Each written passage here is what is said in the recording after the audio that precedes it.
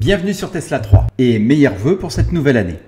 Ça fait plus de 6 mois que je vous ai promis une review sur le système de porte automatique de chez Anshou. J'ai reçu le produit il y a quelques jours et je l'ai installé hier. Si le tuto vous intéresse, il sera en vignette à la fin de cette vidéo, enfin quand celui-ci sera sorti du montage, disons 2 ou 3 jours. Cette installation est la première en Europe et parmi les premières au monde. Avant de passer à cette review, je dois vous parler de Michael.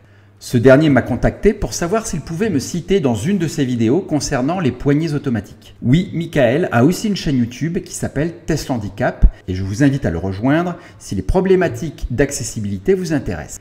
Elle est ici en fiche. Bien entendu, j'ai accepté et je lui ai même proposé un peu plus, à savoir lui installer le système Anshou dont il est question dans cette vidéo. Je pense en effet qu'il en aura plus besoin que moi. Il a fait la route depuis Bordeaux et c'est lui que vous verrez sur les images qui vont suivre. Ce produit est encore une exclusivité Anshou pour le moment. Les radars ont disparu de la version présentée dans la vidéo teasing du fabricant, mais malgré tout, cela reste un produit qui devrait avoir du succès auprès des PMR, mais même auprès de tout possesseur de Tesla, désireux de rendre sa Model 3 ou Model Y plus luxueuse. Voyons tout d'abord comment on ouvre ses portes. Mais avant ça, n'oubliez pas de vous abonner à la chaîne si vous voulez suivre mon actualité, sans oublier la cloche si vous voulez être informé de la parution du tuto, ainsi que de nouveaux produits comme celui-ci par exemple. La première méthode consiste à presser légèrement la poignée, comme pour la présentation des poignées automatiques. Le mécanisme se déclenche alors à l'ouverture que vous avez programmée au préalable. Voir pour cela le tuto d'installation. La seconde méthode consiste à utiliser sa carte clé. Dès le déverrouillage de la voiture, votre porte s'ouvre. Une fois installée, une simple pression sur le frein referme la porte. Mais nous reviendrons sur ce point.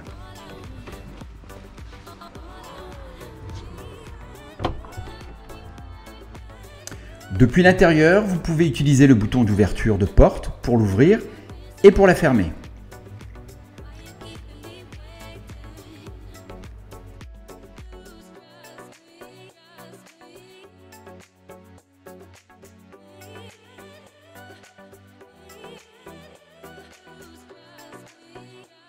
Autre méthode d'ouverture, c'est via ce petit bouton qu'on a ajouté.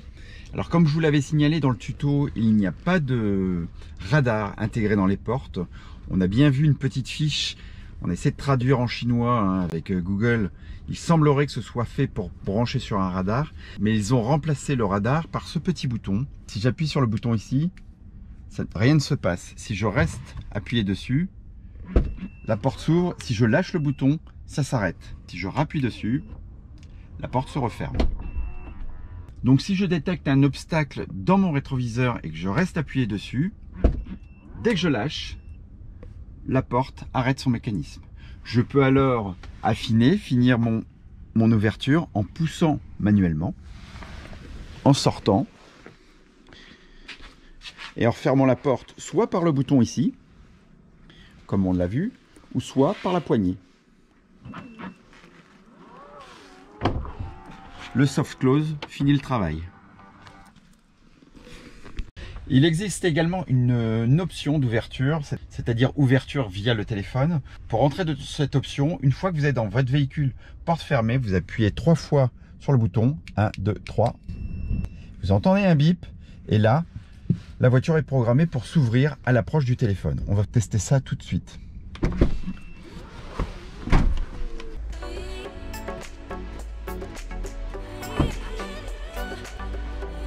Nickel.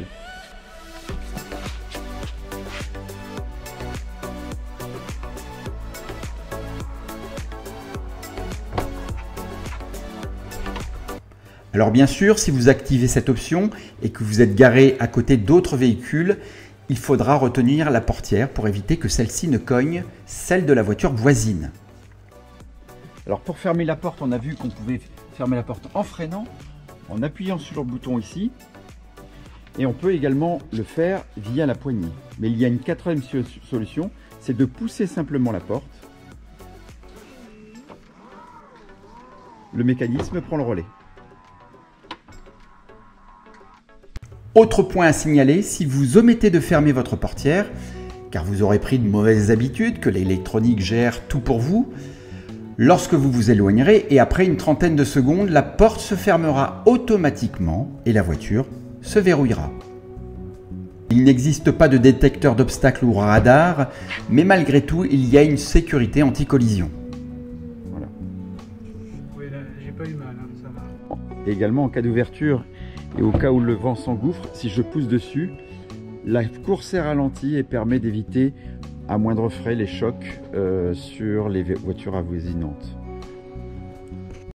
Alors on l'a vu à l'ouverture, on l'a vu avec le bouton, on peut freiner la course en relâchant le bouton, mais c'est également possible avec ce bouton là de freiner la course en appuyant simplement sur le frein. Dès que j'appuie sur le frein, la course s'arrête. Si je relâche le frein et que je refreine à nouveau, la porte se referme. Je vous remontre, j'ouvre la porte, je freine, la porte s'arrête. Nous n'avions pas de key fob à disposition, mais il est important de signaler qu'avec celle-ci, vous pourrez, à l'instar du téléphone, ouvrir la portière comme avec le Bluetooth du téléphone et également en effectuant deux pressions consécutives sur le bouton d'ouverture. Enfin, je n'ai pas fait de démonstration depuis l'appli Tesla, mais là aussi, en pressant sur le bouton d'ouverture du véhicule, cela activera l'automatisme. Alors, vous avez aimé ce produit? En tout cas, si vous avez trouvé cette vidéo instructive, lâchez les pouces bleus. Et si vous voulez vous le procurer, les liens sont dans la description. Et mon code, comme d'habitude, le code TESLASTEPH, vous permettra d'obtenir une grosse remise. Merci à Michael, merci à Ancho de nous proposer tous ces produits innovants qui améliorent notre quotidien et qui magnifient notre Tesla. Et merci de votre attention à vous, mes chers abonnés. Comme vos batteries, restez positifs. Ciao, ciao!